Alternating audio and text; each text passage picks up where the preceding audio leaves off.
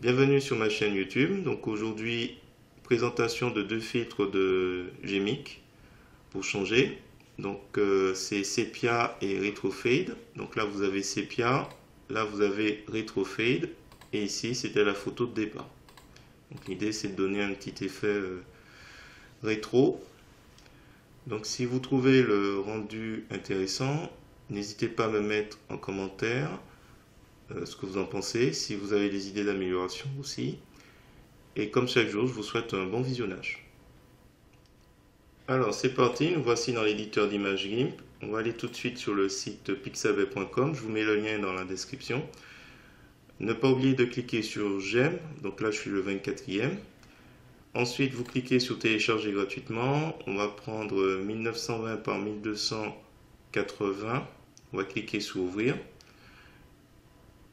Un nouvel onglet va apparaître, on fait un clic droit de la souris pour aller dans le menu contextuel pour copier l'image et on revient dans l'éditeur d'images GIMP pour aller dans le menu édition, coller comme, nouvelle image.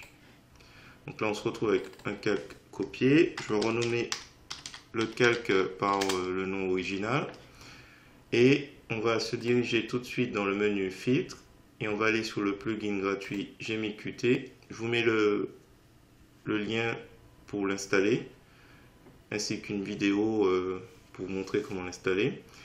Donc là, tout de suite, on est sur le filtre Sepia. Donc l'idée, c'était, dans un premier temps, d'abord vous présenter le filtre Retro Fade. Donc si pour le retrouver, dans la barre de recherche, vous pouvez taper Retro, vous allez trouver comme ça. Ou vous allez dans la rubrique, dans la thème Colors pour le trouver. Donc Color Fade. Je remets les paramètres par défaut. Donc il n'y a que trois paramètres à changer. Donc grain, comme ça l'indique, moi j'avais exagéré un peu pour avoir vraiment du grain, voilà, comme on peut le voir. Color, pour augmenter.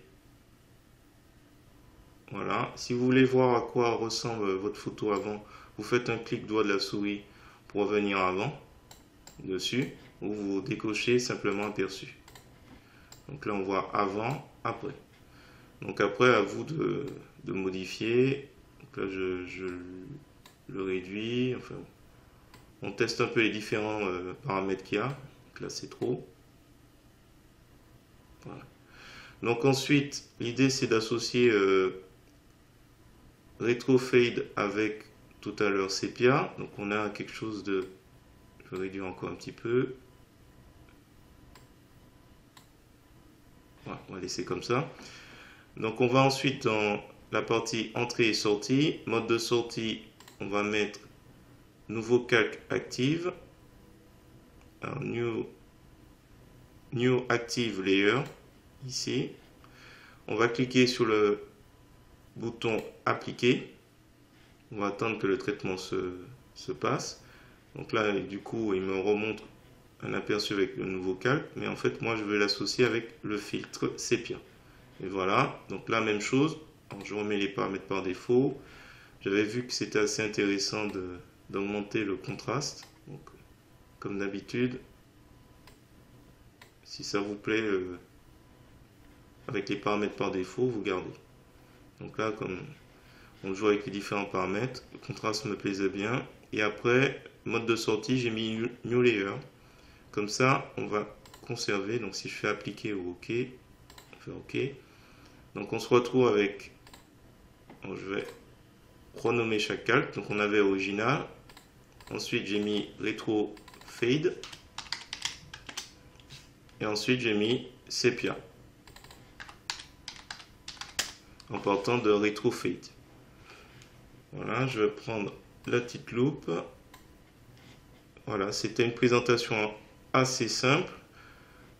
S'il y a des choses qui vous paraissent intéressantes d'améliorer, n'hésitez pas à me le dire en commentaire. Donc ça me permet de vous présenter en fait deux filtres en un. Donc si vous trouvez le résultat réussi, pour rappel, on est parti de là, on a rajouté Retro Fade et Sepia. Je vous remercie de me mettre un pouce vers le haut et de me laisser un commentaire. Et n'hésitez pas également à vous abonner à ma chaîne et activer la cloche pour voir comme chaque jour un projet sur GIMP. Et aujourd'hui, c'était spécial GMIC. Et sur ce, je vous dis à bientôt.